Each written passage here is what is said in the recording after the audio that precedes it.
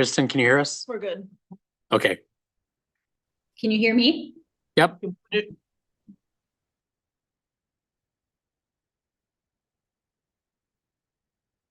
Okay, it is 6:00 PM on August 4th. I'll call this meeting to order of the village board. I'll do a roll call. Erin Moran, Here. Chris Zellner, Joel Zitzelsberger, Here. Kristen Runge, Here. Nyla Fry, Here. and Sam Kaufman. Here. I'll just note that Jack Heineman is absent tonight. And then since our president is virtual, we will take nominations for chairing the meeting tonight. Is there anybody that wants to make a nomination for a chair? I'll nominate Sam Kaufman. I'll second Sam. All those in favor? Aye. Aye. Opposed? Motion All carries. right, confirmation of open meeting compliance. I can confirm that the draft agenda was published in the Waunakee Tribune on 8/1. The final agenda was posted in all three official posting locations on 7/31, and the final packet and agenda were made available online on 7/30. Just two reminders for our audience. If you would please make sure you sign in on our sign-in sheet for accurate record keeping with your name, address, and municipality, that would be great. And then anybody interested in public comment, if you could fill out the form prior to that agenda item, which is next, that would be great. Thank you. And now we're on to public comment. Do we have any forms for I that? have no forms. Do we have anyone online who'd like to participate? I do see one attendee. This would be the time to click raise hand and we'll give you the chance to participate. I don't see a hand, Sam. Okay, then we'll move on to our consent agenda. Would anyone like anything pulled, or I'd look for a motion? Pull 2 and 3. Okay, I will move approval of 1, 4, and 5 then. Second. All those in favor say aye. Aye. Opposed, motion carries. 2 and 3. 2 is just because there's a correction in it, so I wanted to make sure that we note that. And the correction was, Sam, your name was Ah, missing the M for Sam, so SA doesn't really constitute your full name, so apologize for that. Pretty minor, but better to have them accurate. So I'll move approval of the meeting minutes from the July 21st, 2025 meeting. Second. And all in favor say aye. Aye. Opposed, motion carries. And number 3? Number 3, again, that's a pretty minor one. I'd just like to change the motion on it to specify, well, I'll just make the motion. I'll move to approve appointment of Elizabeth Albrecht Hikes to the Sustainable Waunakee Ad Hoc Committee in the school district seat as recommended by the village president. Second. All in favor say aye. Aye. Opposed, motion carries. And we're on to reports. We will start with Police Committee. I'm trying to think when we met last. The Thursday before Waunakee. We had presentation. Was it before? I thought it was before our last meeting here. No, I think it was the. It was right 20 after that. Yeah, 28th, was it? Can we come back to us? Sure, we'll move on to Awesome. Fire District. Oh, that's me. That's you, yes. Okay, we had the meeting last Monday night. We covered basic business activity, and that was pretty much it. Thank you. And we have Utilities Commission. That one I can also speak to. So on the 28th, we met, talked about an extension of the contract for audit services for 2025 and 2026. We approved that. We talked about quotes for abrasive blasting and painting at the Division Street booster tank. We approved that. Approved paving a driveway to the Centennial Park substation and a vehicle swap with Public Works as part of that process. Discussed some recent service interruptions at the Centennial substation, if I can speak this evening. And we looked at some electric rate comparisons between Waunakee Utilities and some other utilities. And we also got an update on Well 6 and the water tower project. And I believe that will be at Plan Commission next week. Very good. It looks like the Police Committee discussed unpaid citations with our municipal judge and the Bar Buddies We did. program. It Yep. appears wonderful. Yep. Then we'll move on to presentations. Yes, oh, I'm sorry, you have an additional, other announcements. You have another announcement you'd like to make? Yes, I would like to give everyone a reminder that there's a comprehensive plan survey out and it's available hard copy, library, village hall and community center, or you can take it via the internet, going to the village webpage. Thank you. Any other announcements? Otherwise, we'll move on to our presentation then. So from Yahara Winds, the Watershed Adaptive Management Program update. So you head on up to the podium and make sure the microphone's green.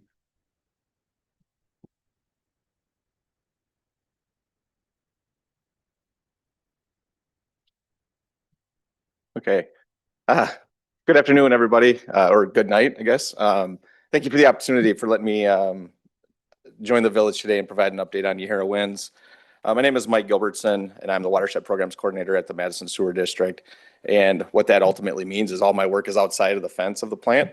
So I'm out in the watershed and working to find phosphorus reductions and meet the goals of our program. And so, you know, I asked to join and provide an update. One, Waunakee has been a major partner of Yahara Winds, pays into our program every year, and you are due an update as we're about halfway through our program, and wanted to provide the update to the village. And we're doing this with other municipalities as well that are partners. So, and at the end of, actually, is there a presentation that was supposed to be? I did send it in. It should be a PDF. It is in the packet, if nothing else. This one? Yes. Are they typically put up, or if not, I can keep going. If you have it in front of you, that's totally fine. Okay, sounds good. So I'm on, so just some key takeaways here that I wanted to share. Just a quick background. I'm sure many of you know about our program and why it exists, but I do want to touch on that to remind those that may have some questions. I want to provide you some updates on the results of the 2024 implementation year. And then some of the information I want to share is specific to the village here and basically seeing the resources that the village has paid into Yahara Winds and provide that information as to where that's going. Because one of the reasons why I'm here is so that you have this information to know how much resources you've put into Yahara Winds, how it's being used. And my ask is that hopefully you see the cost effectiveness of the program and ultimately ask that the village stays involved and sees the value of the program, and ask that the village of Waunakee, if there's questions about the value of the program, I want to answer those, and just encouraging that the village and all the municipalities stay involved, and hopefully information out of this presentation will answer some of those questions if there are anything about is there value behind this program. If you can jump to that phosphorus is essential is back one. Yep, we'll go there. So this is the background, right? We know about phosphorus and the challenges it poses to our water resources.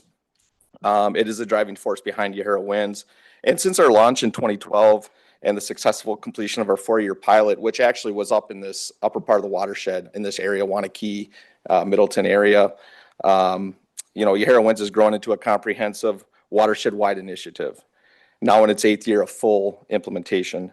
And while phosphorus is vital for life, too much phosphorus can harm water quality in our local environment, as you all know. And through Yahara Winds, we're committed to achieving significant phosphorus reductions, meeting rigorous DNR standards, and creating lasting benefits in the entire watershed community. Next slide, please.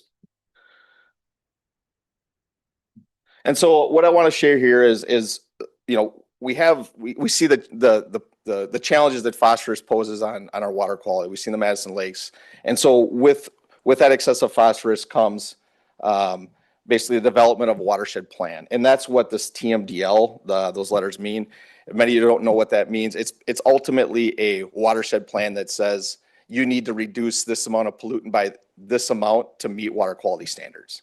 So a watershed plan was developed for the 540 square mile area that you see there, and that is the Yahara watershed.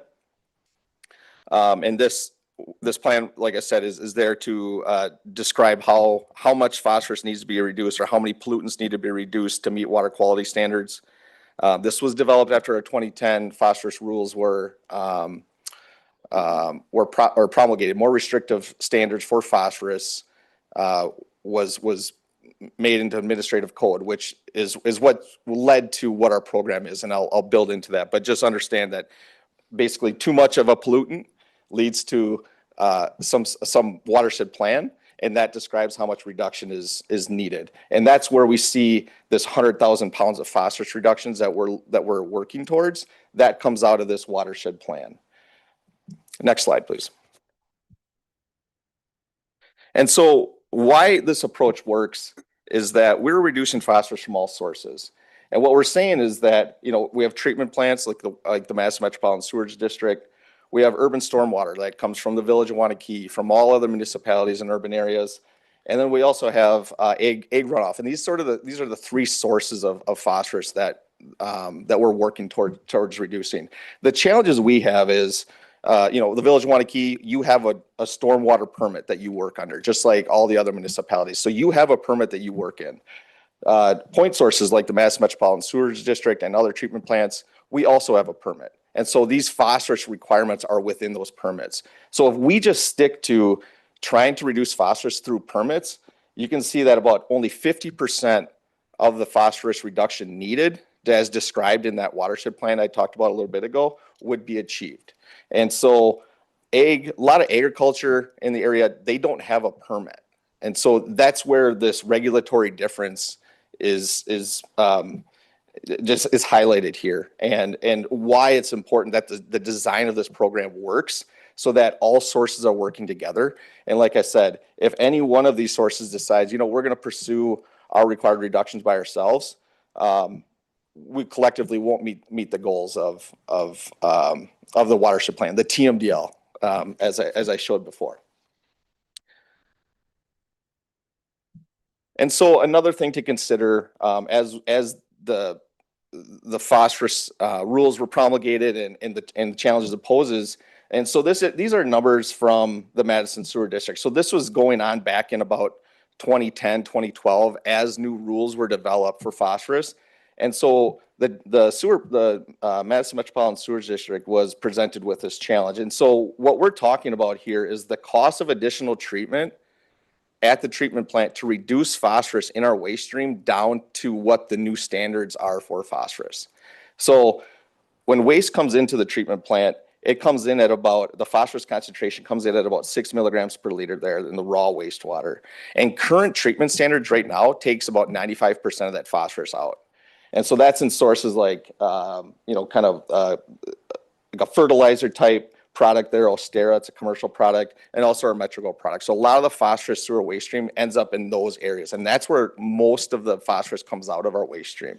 What we're talking about here is after it's already reduced, after 95% of the phosphorus is taken out, we have our treated effluent.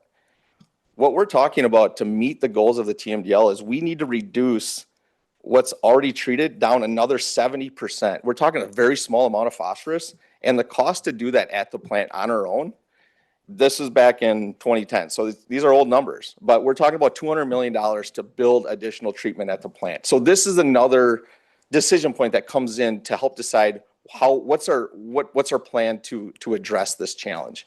And it's not only our treatment plant, there's other treatment plants in the state that would have the same challenge. That might be more challenged because of smaller community and having the resources to be able to put in that treatment.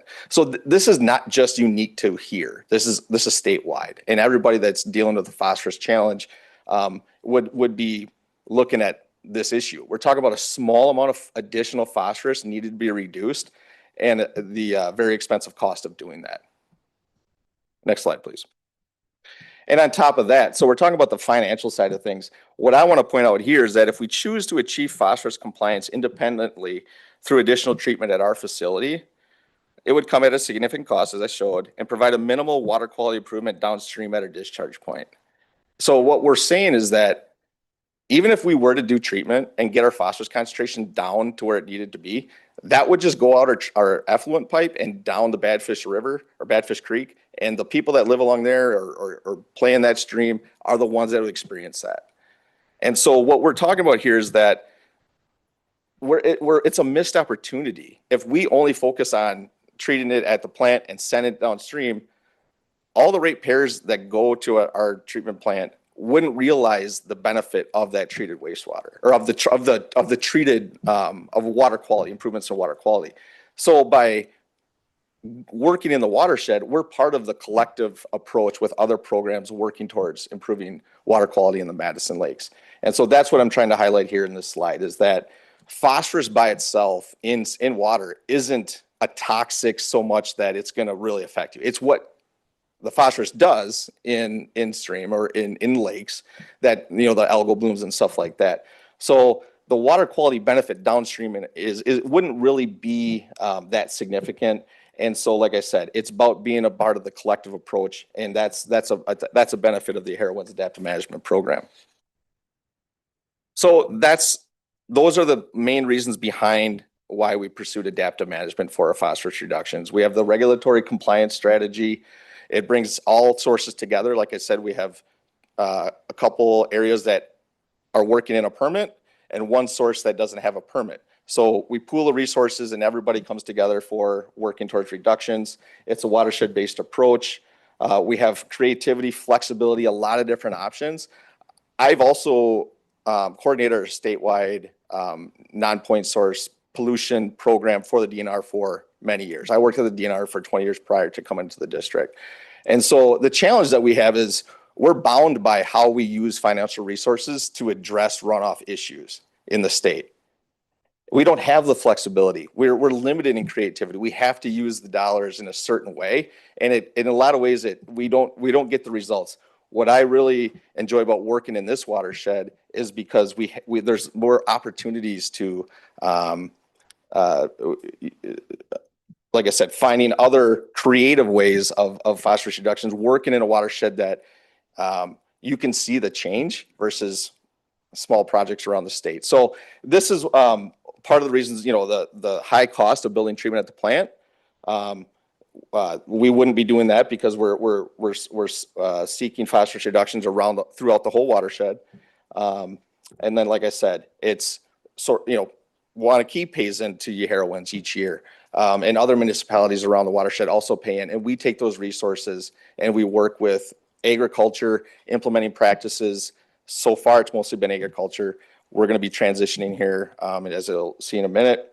But that's where a lot of the resources are going, and that's pooling the resources to implement practices on mostly cropland practices to reduce phosphorus runoff, and that's how we're achieving our phosphorus reductions. Next slide, please. And so 2024, so shifting to what was achieved in 24, it was another successful year for Yahara Winds. We surpassed our annual phosphorus reduction goal by 12% and keeping almost 60,000 pounds of phosphorus out of the Yahara watershed. Our farming partners played a critical role, applying our conservation practices like cover crops, no-till farming, managed grazing across more than 33,000 acres. And many of these farmers are up here in the Waunakee area, and they're a very active group. Then they're the ones that are coming up with these creative ideas, and to be able to work with them and find solutions that they come up with that work for them. They're very involved and very active, and a lot of the reductions in phosphorus that we're taking credit for, these 60,000 pounds right now where we're at, mostly come from this part of the watershed. So a lot of ag is involved here, and it's a cool thing to work with our farmers up here. On top of that, one area we need to expand to is the southern part of the watershed. So that's we've seen growth down in kind of the Stoughton area this year. So that's been a plus. And each year, this ramp up of phosphorus reduction goals, that's what we're showing in the graph on the right. Each year, we need to grow and keep ramping up higher and higher to our ultimate goal of 100,000 pounds of phosphorus throughout the watershed by 2036, and that would be the 20-year mark of our program.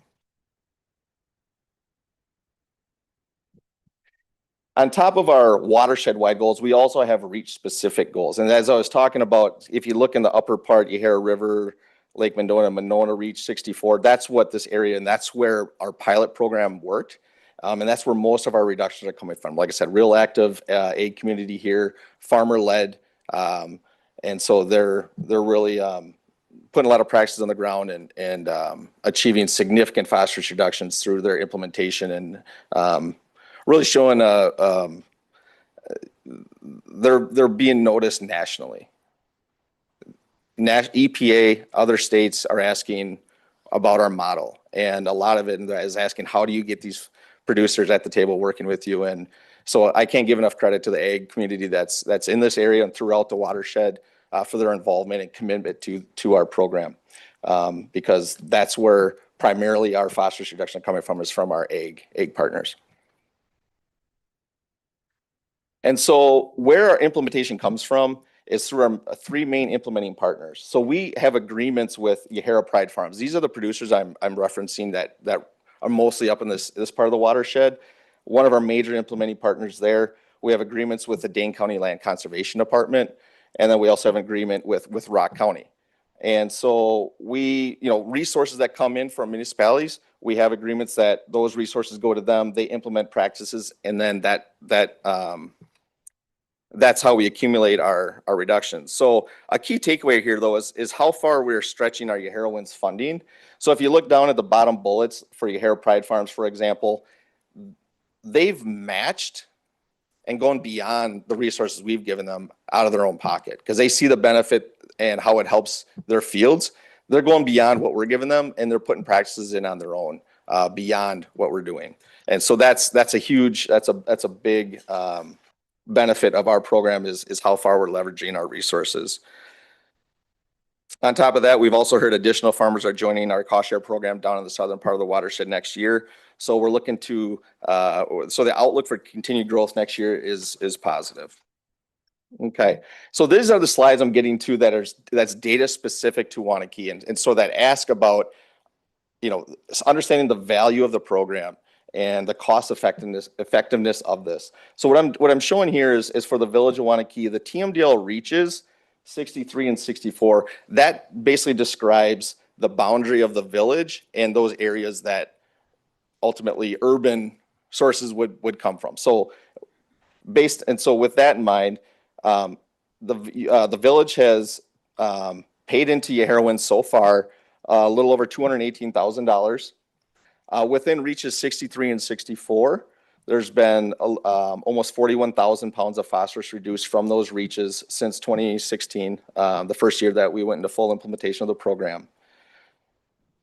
So, but within those two reaches, over $20 million have been invested in those two areas in practices to reduce phosphorus. So a lot of cover crops, a lot of grass waterways, filter strips, runoff diversions, but some of these are bigger ticket items like manure storage facilities, and so that's where that number is pretty high. But understanding that with the resources paid in, a lot has gone back into the watershed there. That's the point I'm trying to make with this slide. And so if you go to the next slide. So again, compliance options. So as I said, part of the message I want to share with you through these numbers is to see the cost effectiveness of Yahara Winds and our adaptive management program. So I laid out three different areas, and as you also mentioned earlier, remember those buckets. And as I said, if one of those buckets decides to go and pursue compliance on their own, this breaks down. And so if the sewer district, if we decided to pursue our phosphorus reductions on our own to meet water quality standards, like I said, it'd be about $210 million, along with a $5 million annual maintenance fee, and that 27% increase in ratepayers that would come to the district. That's the numbers we're talking about. If we said we're going to pursue compliance on our own, we're going to build additional treatment. That's not what we're doing. We're in Yahara Winds. We're in the watershed project. If the village of Waunakee said, you know what, we're going to pursue compliance on our own, your phosphorus reduction goal is about 400 pounds from urban sources. What that means is to achieve about 400 pounds of phosphorus reductions in the village of Waunakee, it'll cost, this is an estimate, over $5 million.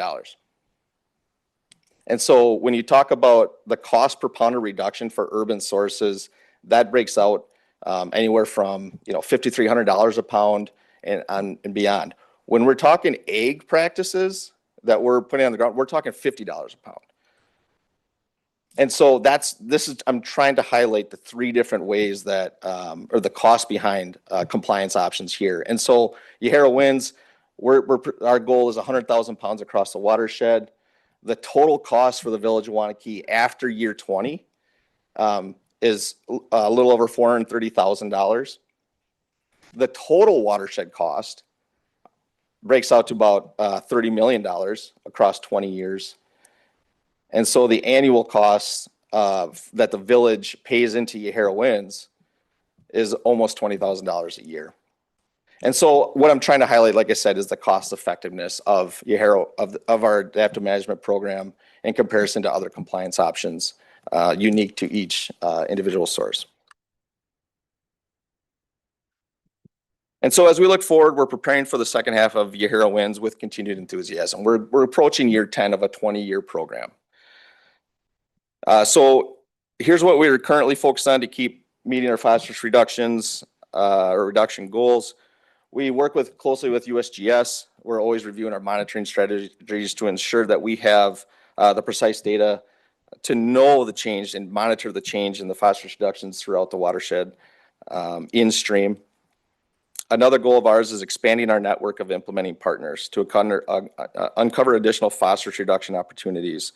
This includes our district's biosolids program as a new internal partner and pursuing federal grant opportunities to enhance our funding sources.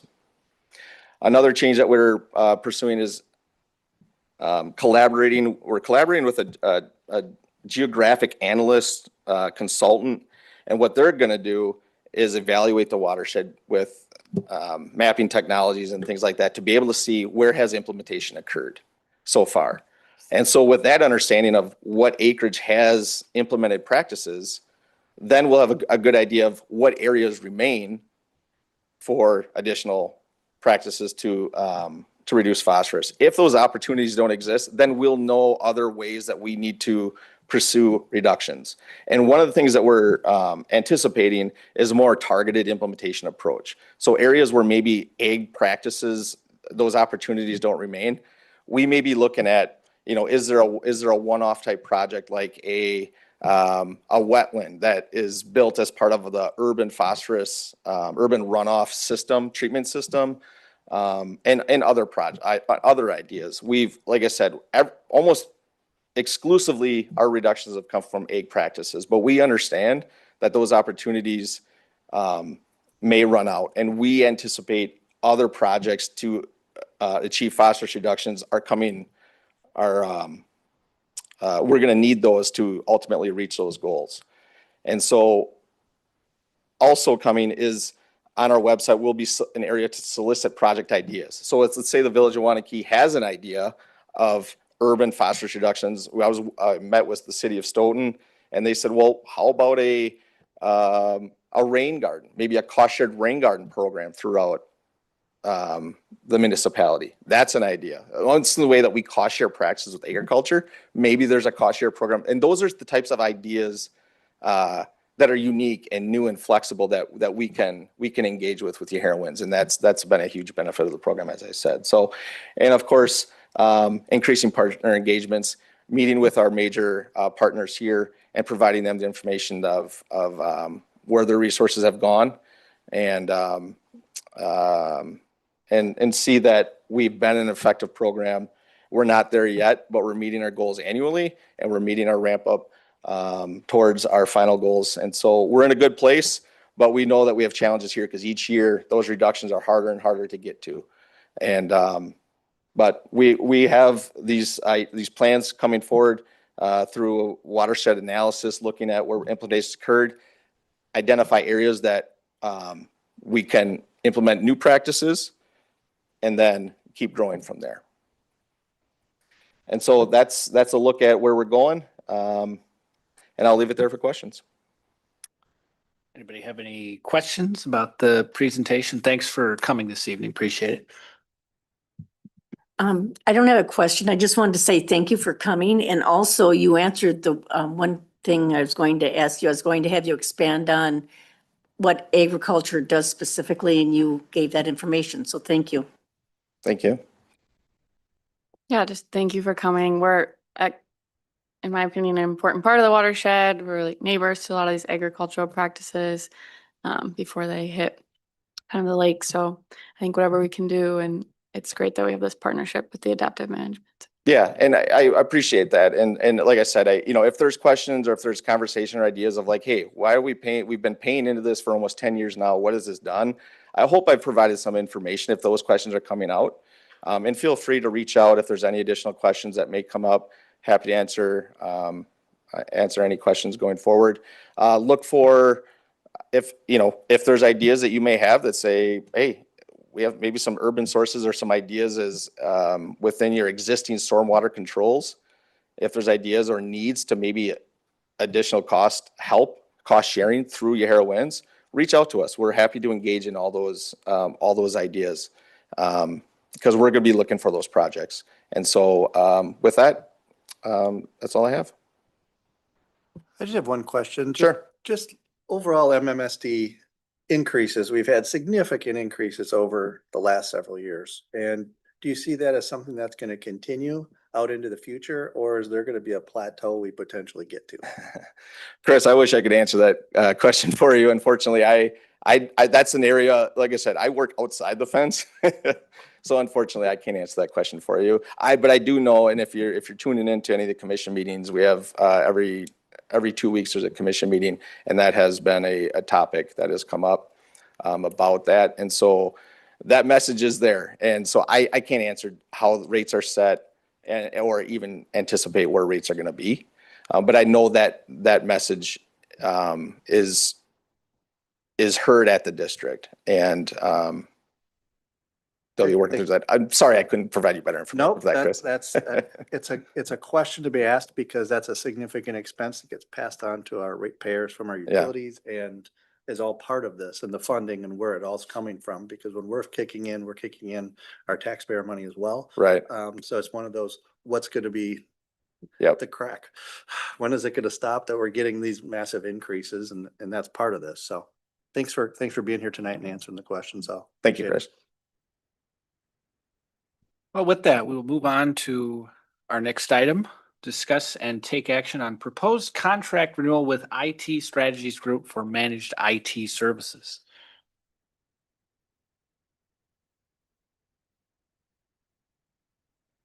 All right, good evening. What you have before you is a proposed renewal for our managed IT services. This would be for a 2-year contract. Just as a quick refresher, we've worked with ITSG since 2022. They did some consulting work for us a little bit before that, but they've done our managed IT since 2022. Last year, we brought this item before the board for a 1-year renewal because we made some pretty substantial changes to the structure of the service provision. And so that has resulted in overall pretty good improvement. And so we're simply looking for a renewal here for that for 2 years. Just a couple more things I would note. What's in here is a renewal about a 3% increase. That's not in terms of sheer dollars, the actual increase. It's more like just over 11%. But the reason for that is because we have actually added additional devices. We get charged per device. And as we continue to grow, we've added more devices. That's why the actual dollars is more like an 11% increase, but the service provided is a 3% increase. And then the only other note I would have in here is the reason we're recommending 2 years, and this is something that we'll be talking about at a future meeting.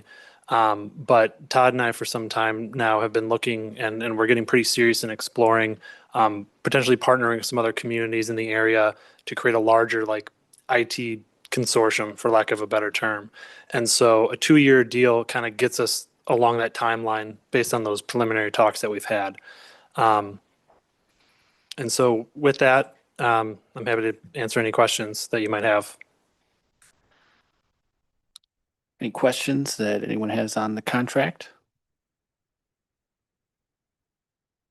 Since Kevin's here, I'd ask a Sure, question. sure. That's okay. So. Could go up to the podium just so the audience can hear the response.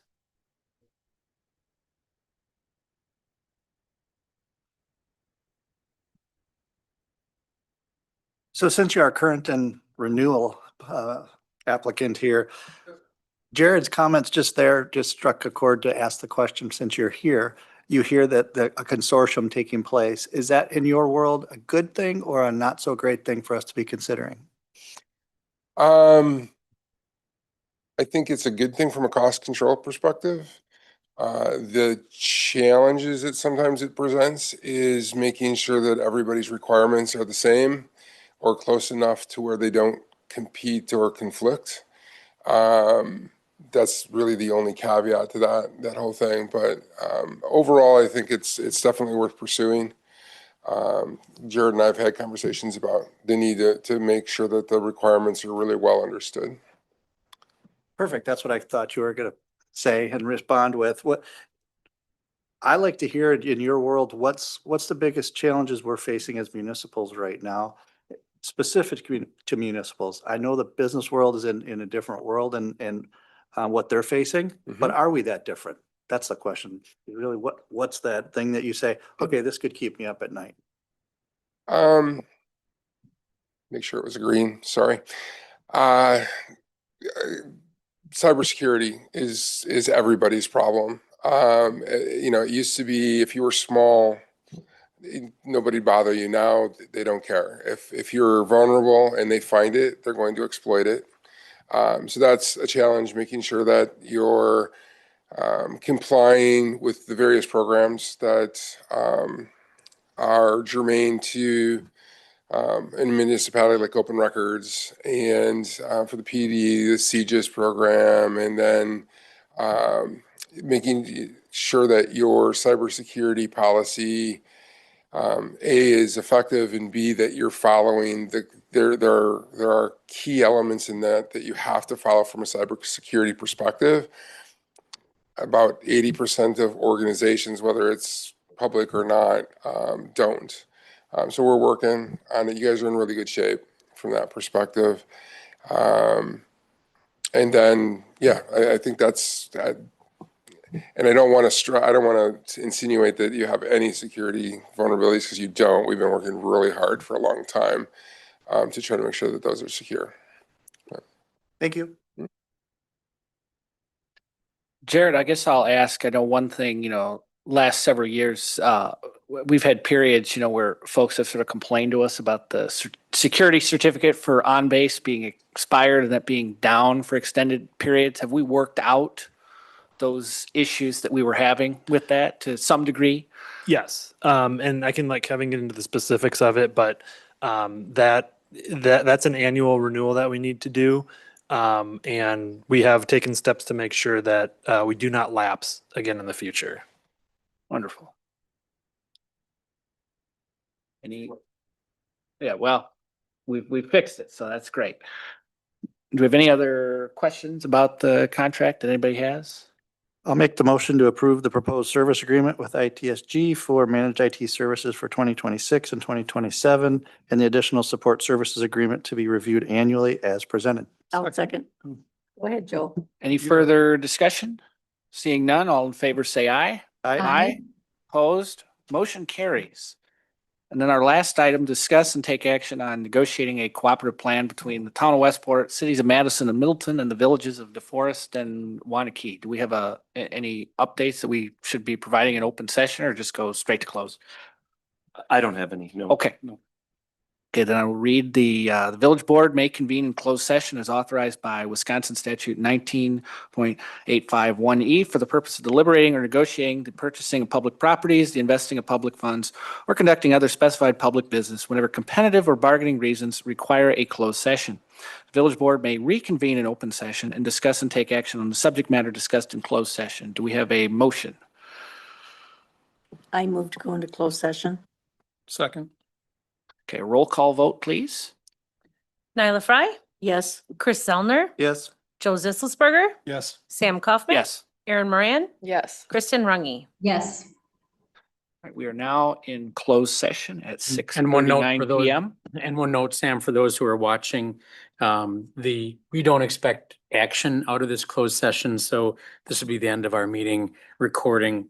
If there is any action, our official minutes will reflect that. Also to note, we do have for President Runge, who's participating remotely, we do have a separate Zoom link for closed session only, and she'll be jumping off. We'll be ending this Zoom session and then restarting the closed session Zoom.